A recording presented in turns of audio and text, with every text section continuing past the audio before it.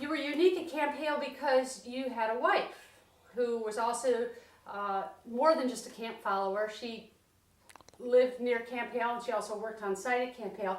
How about if you tell me a little bit about how it was to have a wife that was with you more or less at your camp? Well, we look back, I think, as one of the very, very good days. We had a small cabin at the called the Rancho Escondido at the top of Tennessee Pass. John Delamontagne and his wife lived there, and Carl Hinneman and Nina Hinneman lived there. But I got home before D-Day. I got home maybe a third of the time and spent weekends. And weekends, we would generally ski at, did not go off and hike, but skied at Cooper Hill. And she knew many of the men in Company L, and they came by the cabin, or she'd be at camp. She worked at the service club, and she knew many, many, many people. She knew some of the great skiers, and indeed skied with them. She skied with Herbert Snyder for a while, and she picked up on the aplomb of the place. And you see pictures of her. She was very attractive and like these men. And like I know she'd never been west, but she came right out of Boston to go west to Camp Hale all alone. It was quite an event. How courageous and brave do you think she had to be? I'm sorry? How courageous and sort of brave do you think it was on her part to make that transition to go live at 10,000 feet? Well, I think in part, I think that she found that the Boston War Society was not attractive, that Boston wasn't attractive at that time. And she had been involved with me at Dartmouth College for 3 years, so she knew these people and knew the background and knew some of them, and certainly knew that Dartmouth guys were there, and she just felt it was sort of a good environment, which it was for her. Because it was so rustic, did you worry at all about how she might fare? No, I didn't worry about her. She had always, I had happened to cruise with her along the New England coast before that, and saw and appreciated how she took stock living in a boat for a month, and we used to, during vacations at Dartmouth, hike at least to the Dartmouth College cabins, Dartmouth Outing Club cabins, where it was just root hog or die, that you brought in your own food and cooked it, and very rustic living.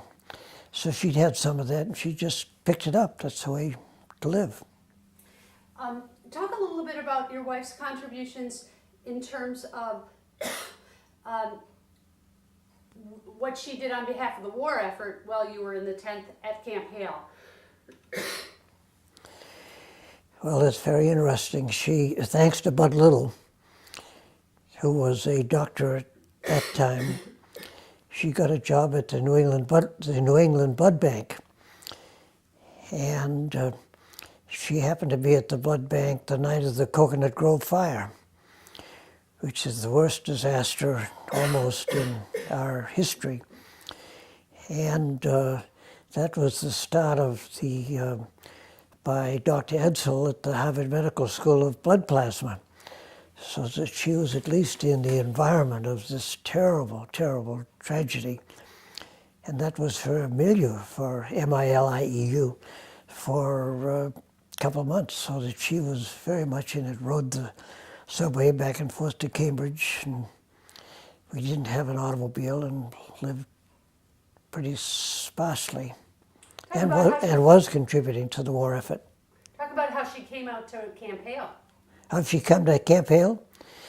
You mean what kind of traction. She traveled on a train. I think, I was just noticing some letters, I think that she traveled by Pullman.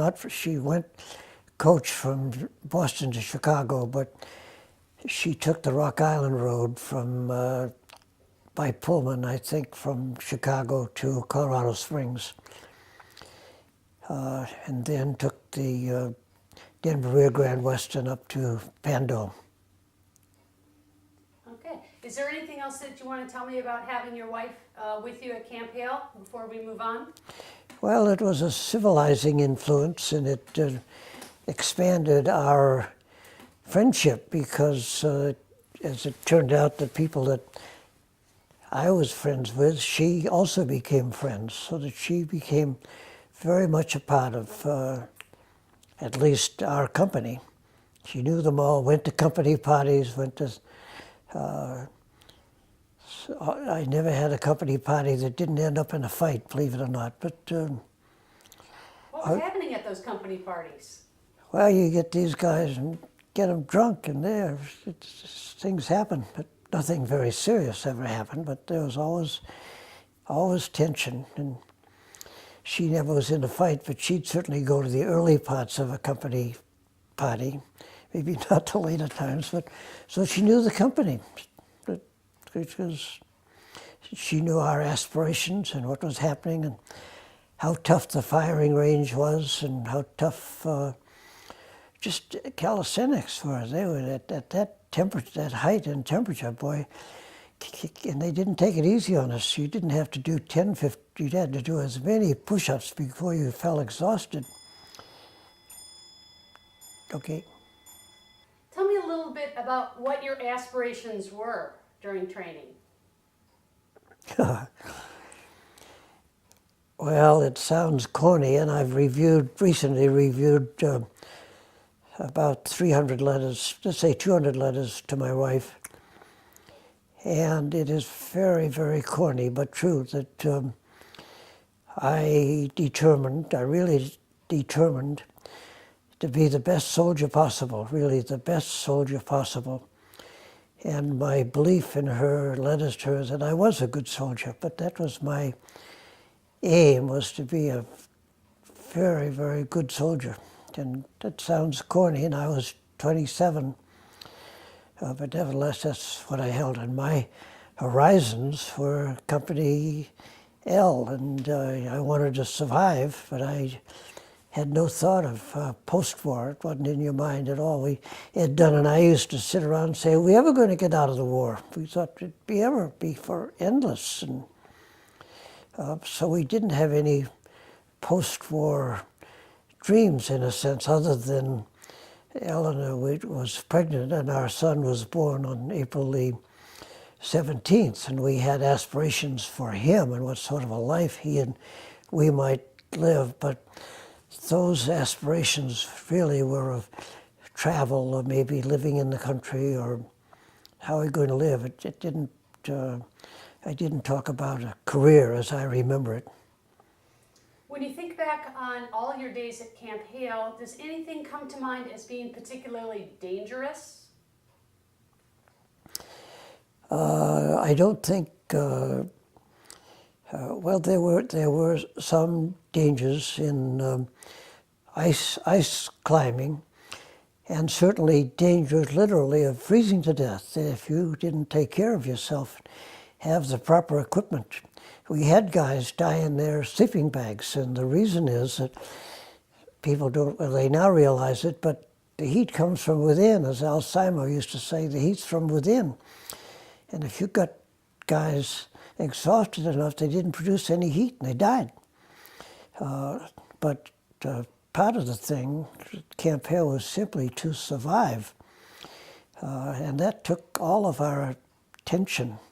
And along with surviving was if you got to the service club to maybe have a ice cream soda, etc., and the opportunity of a bull session at the barracks, or to go to the service club. But in the barracks, a couple of things happened. Every other word in the barracks, even with these guys, was the F word. these guys just, one of my partners later on, Fran Hogue, says that swearing is a paucity of language, and these guys had no way of expressing themselves other than the F word. And in another sense, even with these people, the only obligation in the Army really is to follow orders, to get up for reveille, to do your duty, stand retreat with a clean rifle, and the rest of it is your time. You can get drunk, you can... It just is a very, generally, in general, somewhat of a lack of responsibility. And it was interesting not to live that life, not from a judgmental scene, but after all, if you've been a lawyer, been trained, fortunate enough to have the best education that America could bring, you had to, I think, we thought, Eleanor and I thought, carry it with you, which I hope we did. Well, let's move on and talk a little bit about the beginnings of your time in Italy. Can we start by talking about the February 2nd Patrol that you participated in that went over to La Sera? How about if you sort of set the scene for me and describe what you were doing, what the goal was of the patrol and what you were doing on it? Well, that's very interesting. We talk about the 10th was a new outfit. When we went up to La Sera, we had no idea why. John Saltz, who'd been captured in a patrol 3 days earlier, said he went up there, had no idea. All that he knew was to step in the footsteps of the man ahead of him. We were told to go up there and that we might go to Piensanatico. We were told there'd be a lot of noise, not to be frightened by all the noise. We had no idea of why we went, how to get up there, what that patrol was about, and it turned into a disaster. Now, as I suggested to you earlier, part of that is because we were brand new. We had just arrived. But when you... Much of the military is simply a matter of confusion, utter confusion. And after all, how do you pass it down the line of what you're supposed to do? But there, it was confusion on the way up. We a very, very steep climb. We climbed all night long. We got up there and we were told that there'd be so much noise from exploding ammunition, not to be scared. We were told, I think, that we were supposed to engage the enemy and move toward Piensanatico. What we were going to do, what were we to do if we got to Piensanatico? Were we to take prisoners? What were we going to do with the prisoners? What was Piensanatico? So we got up there, and it was absolute quiet for come dawn, and for the first 30 minutes, nothing. Absolute nothing. One guy with me had a rifle that hadn't been zeroed in. He tried to zero in his rifle. We just sat up there, looked down to Piensanatico. Nothing, no directions from anybody, from any officers, from anybody. And finally, the first 88 came in, and people talk about it, but you have no idea what an 88 is unless it comes at you. And then they were bracketing us, and then a second 88 came in to our other side, and then there was a lieutenant who was the head of the two platoons, and I told him, Lieutenant, we got to get out of here, and he couldn't do anything. And I just took off with our guys, 8 of us, and we moved down the slope in front of us toward Piensanatico. We never got close to there. And you're always told in the military that you've got to keep your rifle clean, because if you don't keep it clean, it'll likely blow up. So I was dragging my rifle down the slope and down along the ground, and down below us for a couple of houses, and Mickey McGuire had a bazooka, and he landed a bazooka shell on that house. And I fired my rifle at the house, and the rifle blew up. It blew up right down to the chamber because it's full of ice and had exploded. Well, they're supposed to be dead, but nothing happened. So we got down to that house and we find it's got I Company guys in it. It's not the enemy at all. So all that we did was just laugh and laugh and laugh. How could things be more screwed up than this? And we walked back along a creek back to Sestione, and everybody could hear the firing, and they're chatting what happened, and we said we goofed off, we screwed up, and everybody's laughing and joking, because it was a screw up, bad screw up. So that was our first combat. Wow. You're lucky to escape with your life. Yep. Considering you're shooting at each other, considering it was friendly fire. How about if we move along and talk about Mount Belvedere? You were in the 85th, the 3rd Battalion, and I understood that General Hayes thought that perhaps it wasn't the wisest to have the 3rd Battalion take the lead up Mount Belvedere. How about if you talk a little bit about that? I think that I have that in a letter from Colonel Barlow of the 85th, but I think that on the afternoon of Belvedere, and Jim Barr will tell you that he'd been out of front a little bit that afternoon, and that General Hayes and Barlow met, and Hayes said that the 1st Battalion was going to take Mount Belvedere. And Barlow said, no, the 3rd Battalion was going to take Belvedere. Now, my own theory is that the 3rd Battalion was being punished because of that bad screw-up at La Serra. And there's no documentation that I know of what happened other than that conversation from Barlow's letter. But the 3rd Battalion did take Mount Belvedere, and the 1st Battalion did not. Now my understanding is the 3rd Battalion came through the 1st Battalion. Could well be that Right. could well be that we passed through the Right. 1st Battalion. Could well be. I've never known that, but it could well be that what happens frequently is that you pass through other units, and it could be that we passed through the 1st. Well, tell me what you recall about that whole battle experience from your point of view as it occurred to you on that night on Mount Belvedere.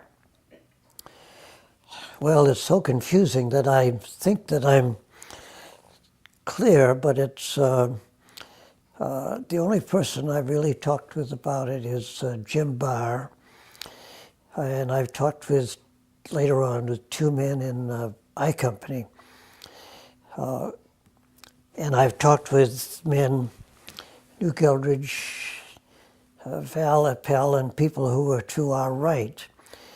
But as you know, we started under searchlights. The searchlights gave us sort of a false dawn.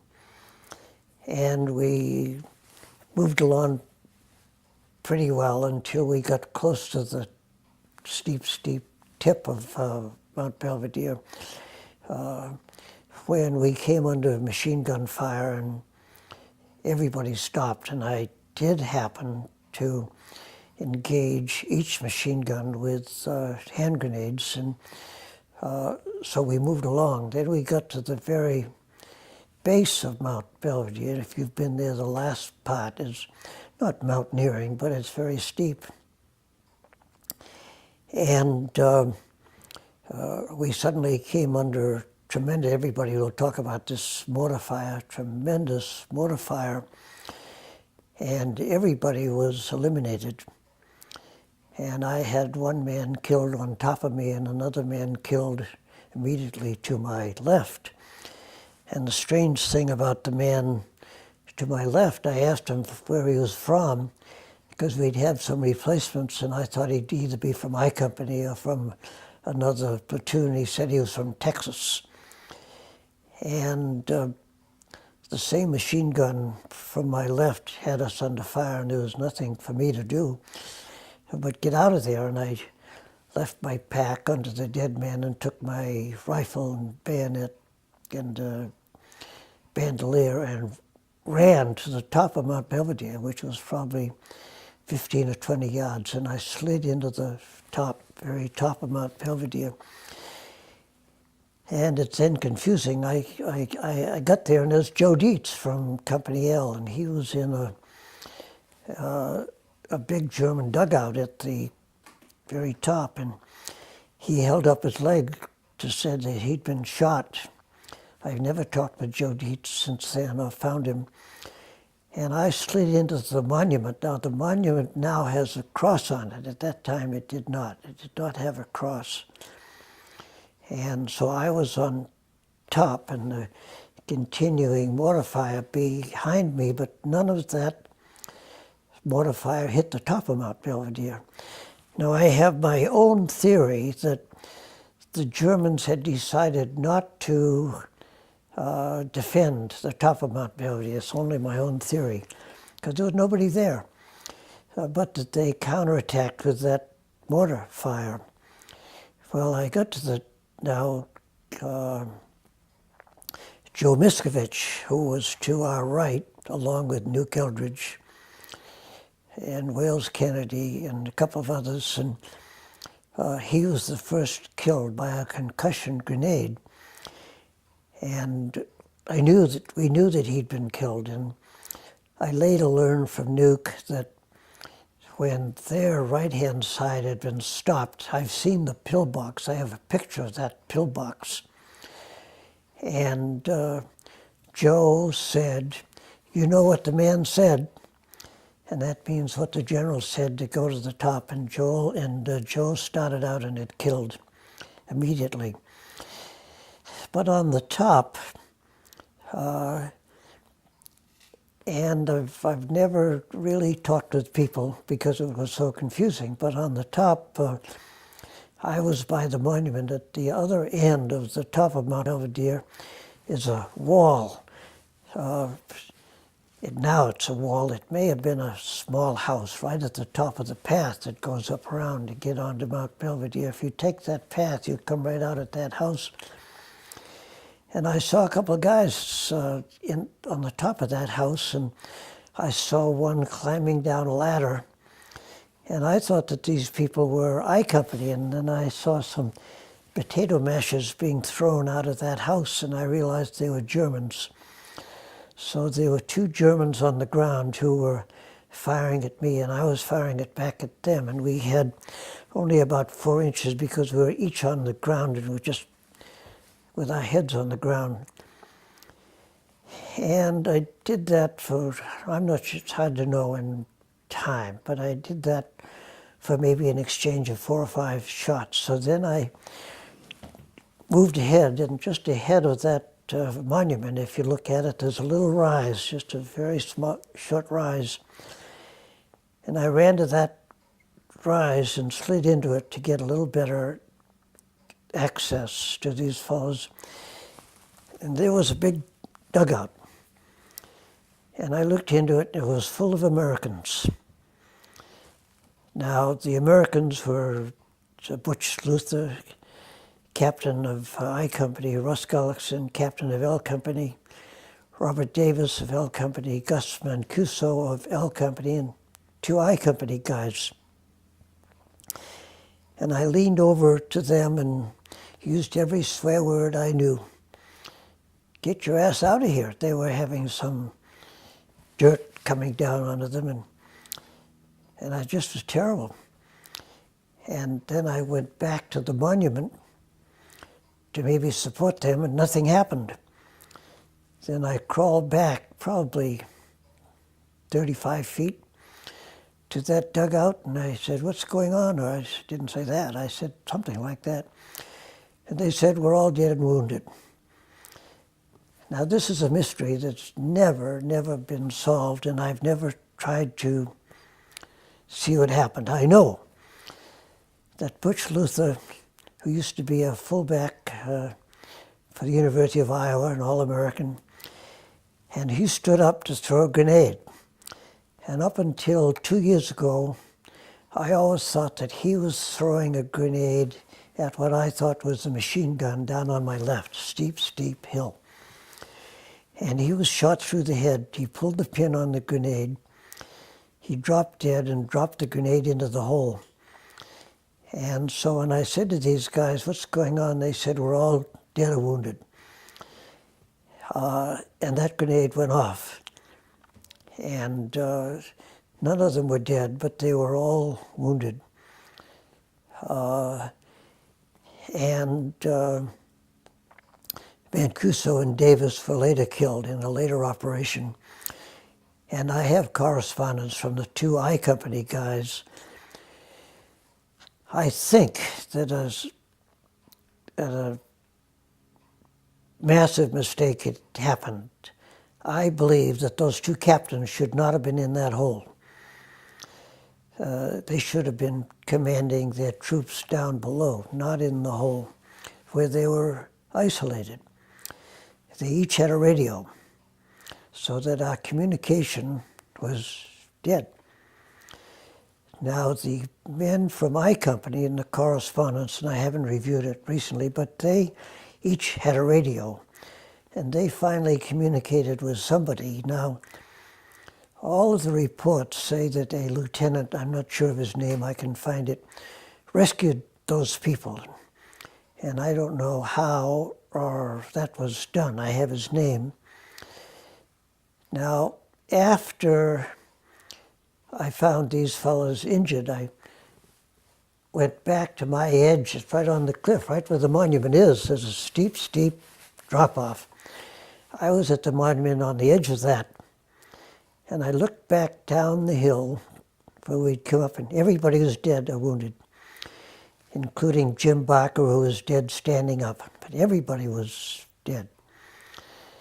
And finally I saw Bill Collings and Peter Ersdale of M Company, who had come up and had set up a mortar that I was ineffectually trying to give directions to.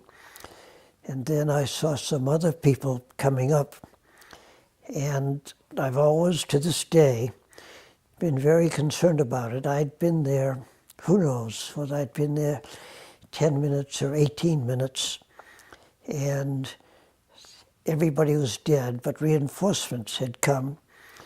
And I said, look, I've been here long enough. And I went back down where I'd come up, where everybody was dead. And I've always regretted that. Should I have stayed? And I've never talked with anybody about that. And I don't know what happened other than that I was down on the edge and right next to Sid Simon. Captain Gullickson came down off the top. He'd been our captain, and he had 7 German prisoners with him. Now, I have no idea where those German prisoners came from, who got them. All I know is that Russ was taking them down off the top. So that eliminated, excepting for later counterattack. So I don't know who. I was not the first on the top because Joe Dietz was there, and the guys in the dugout were there, and Jim Barr was there. I'm not just sure. He and I have spent an hour trying to figure out where he was and where I was. But Jim Barr was certainly in the neighborhood. And there wasn't anybody else until later on. Now then... Let me ask you to clarify something. Are you saying of your platoon that you went up, you were the only survivor? No, that day? Yeah, I thought I heard you say everybody else was dead. Oh, well, that's probably hyperbole. Almost everybody was dead. In your platoon? Of L Company, anybody from my platoon, anybody of L Company. We lost, I just counted them up yesterday, we lost 53 men killed that night, 53 men on Mount Belvedere. Let me rephrase the question then so you could answer it that way. What was the damages to L Company on the way up to capture Mount Belvedere? Well, I think I counted them yesterday, and I think that we lost 53 men dead. And I'm not sure how many wounded. In looking at the morning reports, sometimes the reports don't come in for 2 or 3 days. But I've counted up 53 dead, and I'm not sure, probably 35 or 40. I made the list yesterday. That's in one night. Now then And that's out of how many people? Out of about 200. Now then when I and the survivors of Company Hale came down to the flat place, there's pictures of this, of guys advancing across that flat place to go up Mount Belvedere later on. But we all thought that it's only been one night in combat, but we all thought, well, we've been sent to the rear for a rest. But all they did was just turn us around and say, go north, and we started along the ridge and went through some of the 86. The 86 at that same time, and Company K of the 85th had been to our right, and they had fierce fighting, not on Mount Belvedere, but just to the north of Mount Belvedere.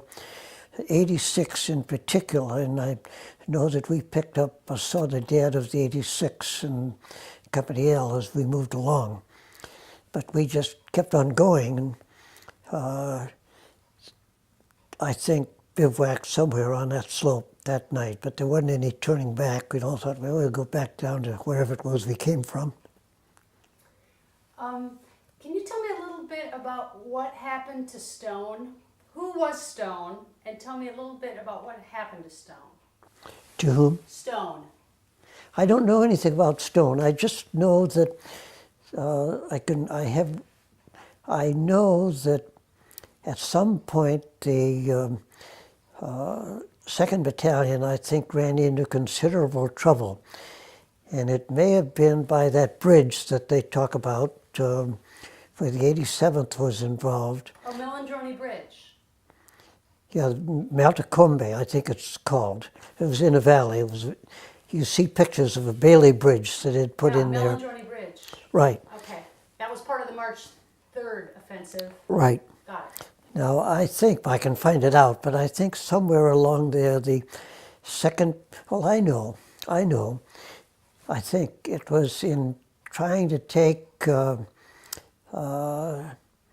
next mountain along. There was Gaggiola, and then the next one, they made an assault and it screwed up. They had a bad time, cut to pieces. Somebody else went through them, but I think it was Mount della Torriccia, I think. Mm-hmm. And I think, I've talked to a couple of people there, but they were eliminated, and they really had a hard time moving forward at all.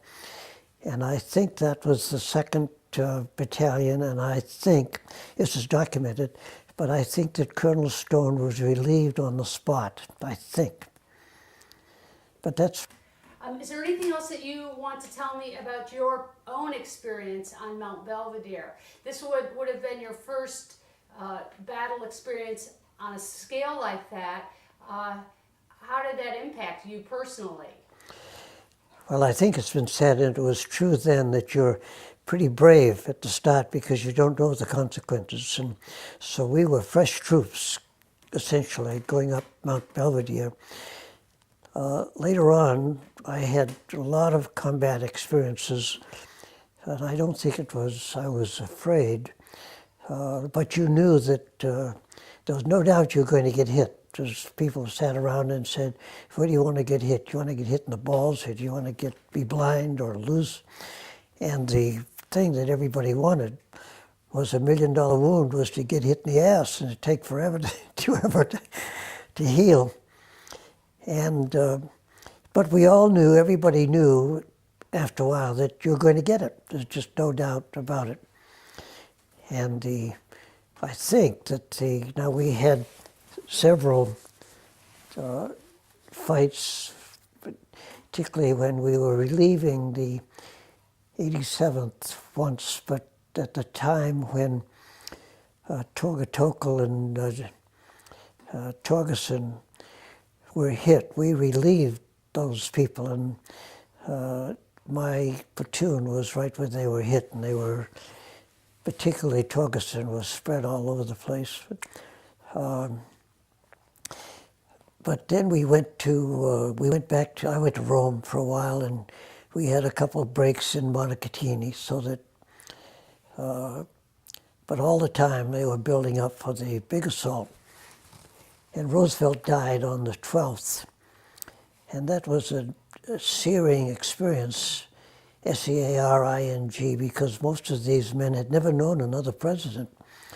He was the father, in a sense, and I have a phenomenon which I cannot authenticate in a return, but I had come back from Rome to the road that went up to Castel, but spread off, and you could get onto Dallas Bay from there. And there was a road all the way down that valley. And the day that Roosevelt died, and this may be simply myth, but coming up that road from Rome, and I argued it with John Embry, where were our foxholes? We had relieved him of their unit. And now I'm not certain how I could have looked back down that valley, but coming up, there were just a tunnel, absolute tunnel of ammo, not helicopters, they didn't have them, but small planes, tanks destroyers, trucks, Red Cross, ambulances, all the way up that road, just stacked. And I got back to my platoon and I said, look, the war's over. We can't lose this war because of who's behind us. It's bound to be over. Well, that was on probably the 10th or the 11th of April. And at least I believed that I had some access looking down that road.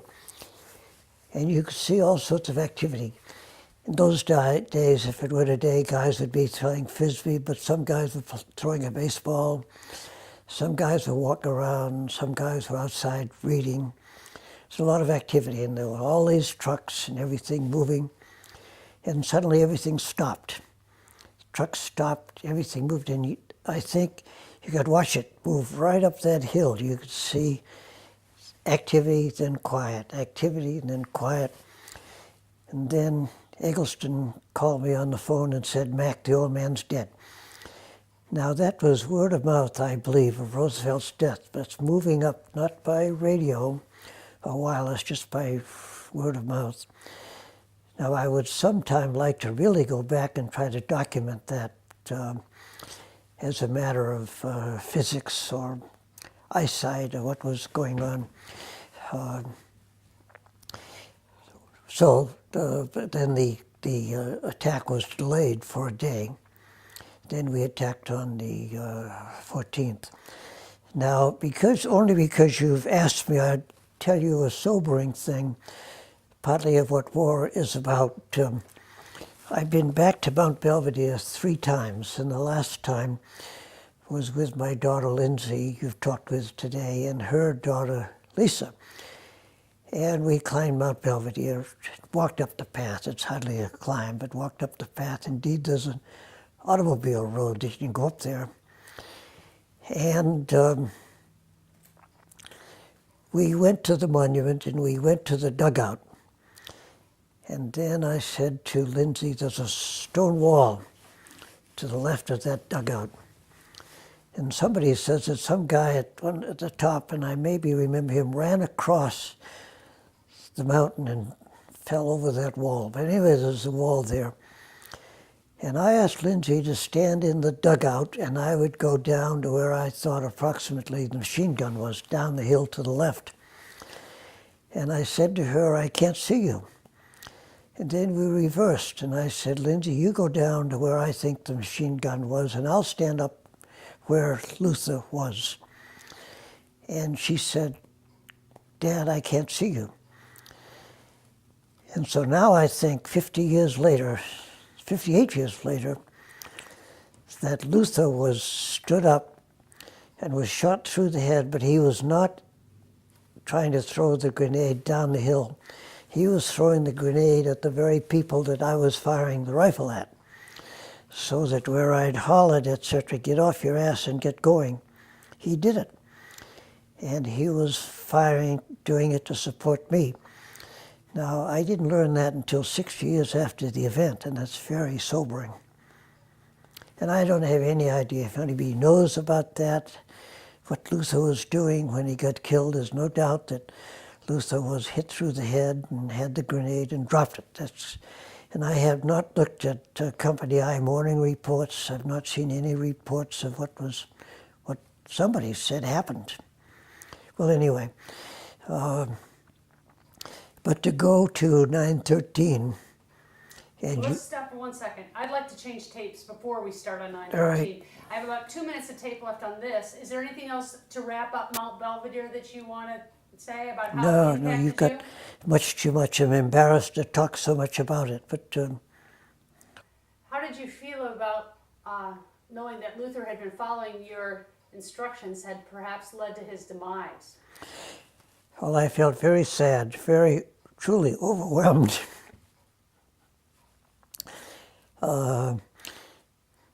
Because it was just beyond my comprehension until I saw that, and I'm certain that it's accurate, that that's likely what he was doing. And that involved what you thought about officers. I didn't know Luther, but what you thought about officers, what you thought about responsibility, and it, as I say, I'm somewhat critical of why they were there. I've never seen any report, but it certainly removed any criticism. He was moving where he should be, and that was moving forward, where I was firing. That's very, very commendable. I don't know, as I sit here, it could be that I have to share this story somehow with the historians so that at least a part of the Luther story can be told, that part, which is very commendable and heroic. Or at least his family and descendants might have a better understanding of his death.